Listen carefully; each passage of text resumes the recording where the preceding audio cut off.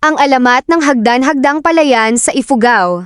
Noong pangkauna-unahang panahon, ang mga tao sa bulubundukin ay may mga kaya sa buhay. Dahil sa kanilang kasaganahan ay nakalimot tuloy sila sa Diyos. Si Kabunian ay nagalit kaya pinarusahan ang mga mamamayan. Umulan ng walang patid kaya nagkaroon ng malaking baha. Tumaas ng tumaas ang tubig hanggang wala nang makita sa paligid liban sa mga bundok ng Pulog at Anuyaw. Ang lahat ng may buhay ay nangalunod. Namatay lahat ng mga tao at ang natira lamang ay si Wigan at Bugan na may sa bundok ng Anuyaw. Nais magluto ni Wigan subalit walang apoy. Kanyang natanaw na may liwanag na nagmumula sa bundok ng Anuyaw. Kahit di pa gaanong lumalaki ang baha, kanyang nilangoy ang bundok. Siya ay tinanggap ni Bugan ng buong kasiyahan. Nang sumunod na araw ay humupa na ng tuluyan ang baha, kaya ang dalawa ay lumusong sa bundok ng Anuyaw. Sapagkat napag-alaman nila na walang natira sa kanilang tribo, nang magpatuloy ang buhay, sila'y nagsama bilang mag-asawa. Ang dalawang ito ay nag-isang dibdib, pati ang kanilang mga inaanak ay ang pangasawahan din kaya hindi nagtagal dumami ang tao.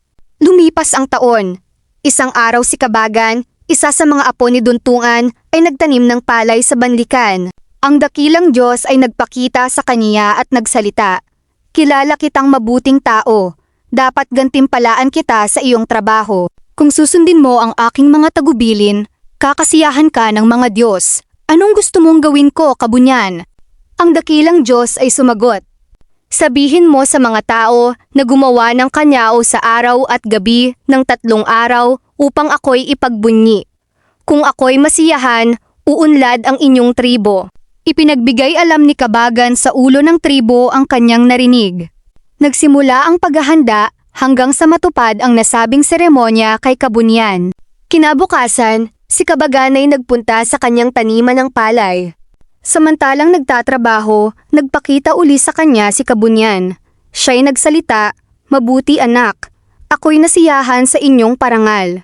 Makinig ka, ito ang aking gantimpala.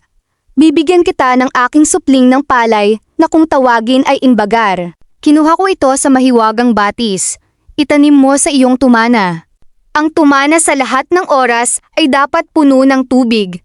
Magtayo ka ng dike sa paligid ng iyong taniman. Ang malapot na putik at ang batong buhay na yaon, sabay turo sa duminding, ay kaloob ng Diyos. Hala! Sundin mo ang aking tagubilin at umasa kang sa mga teres ay makikipagtagalan sa panahon." "Salamat po, Diyos ko," agsagot ni Kabagan ng buong pakumbaba. Nagsimulang magtayo ng dike si Kabagan. Kanyang itinayo ang teres ng palay na ayon sa tagubilin ng Kabunian. Nagsigaya ang mga kapitbahay ni Kabanagan. Ang lahat ay gumaya hanggang ang buong Ifugao ay natalikupan ng mga teres. Na ngayon ay ating ipinagmalaking hagdan-hagdang taniman ng palay na itinayo ng ating mga ninuno. Isang obra maestro ng inhenyeriya.